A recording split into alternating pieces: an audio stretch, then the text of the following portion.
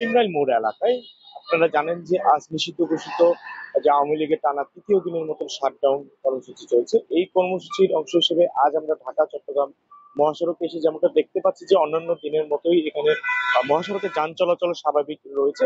পাশাপাশি আঞ্চলিক বিভিন্ন যানবাহনের পাশাপাশি আমরা দূরপাল্লার যানবাহনও চলাচল করতে দেখেছি। এদিকে গতকাল আপনারা জানেন যে মানবতা বিরোধী অপরাধের দায়ে সাবেক যে প্রধানমন্ত্রী শেখ হাসিনা সহ আহ, একজন দুজন সহ আহ, মৃত্যুদণ্ডের রায় প্রদান করা হয় তাৎক্ষণিকভাবে।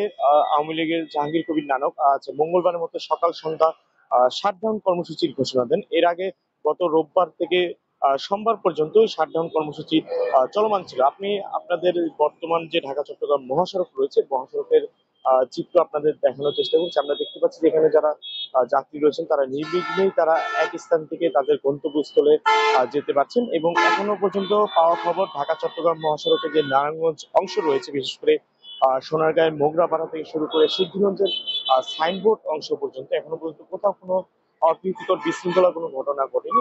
পাশাপাশি আমরা জেলা পুলিশের সঙ্গে এবং কাঁচপুর হাইওয়ে পুলিশের সঙ্গে কথা বলেছি। তারা আমাদের যেমনটা জানিয়েছেন যে সচরাচর অন্যান্য দিনের মতোই তাদের টহল কার্যক্রম তাদের জোরদার রয়েছে। পাশাপাশি মহাসড়কে যে কোনো বিশৃঙ্খলা অপ্রীতিকর অবস্থা তারা ঠেকাতে তারা সবসময় প্রস্তুত রয়েছে।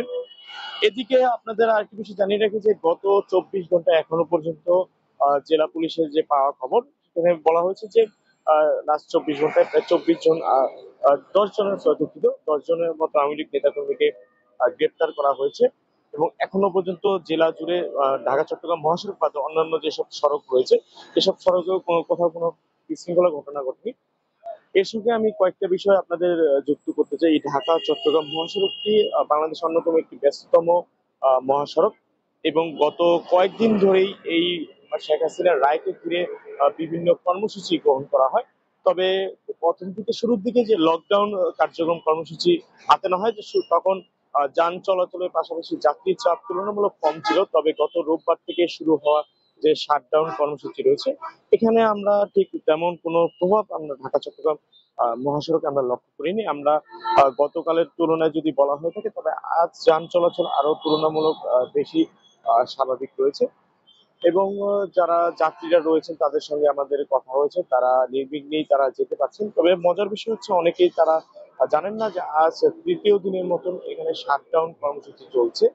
তারা সকাল থেকেই তাদের গন্তব্যস্থলে যেতে পারছেন। বিশেষ করে আমরা এখানকার যারা দূরপাল্লার বাস মালিকরা রয়েছেন, টিকিট কাউন্টার কর্তৃপক্ষ রয়েছেন, তাদের সঙ্গে আমাদের কথা হয়েছে। তারা আমাদের যেমনটা জানিয়েছেন যে শাটডাউনের কোনো প্রভাব তাদের এখানে আসলে এসে পড়েনি।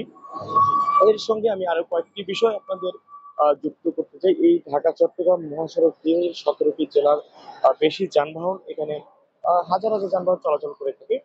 তবে আজ পর্যন্ত এখনো আমরা কোথাও কোনো বিশৃঙ্খলা আমরা লক্ষ্য করিনি।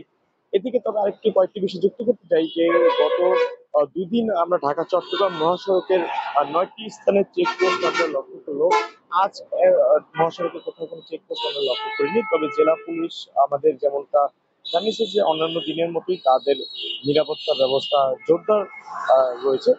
আমি আপনাদের যে ঢাকা চট্টগ্রাম মহাসড়কের সিগন্যাল মোড় আছে সেখানেও আমরা দেখতে পাচ্ছি যেখানে যানবাহন গুলো খুব সহজেই তাদের গন্তব্যস্থলে যেতে পারছেন এবং কোথাও কোনো আওয়ামী লীগের নেতাকর্মীদের উপস্থিতি আমরা লক্ষ্য করিনি। সুপ্রিয় দর্শক মন্ডলী, এই ছিল মূলত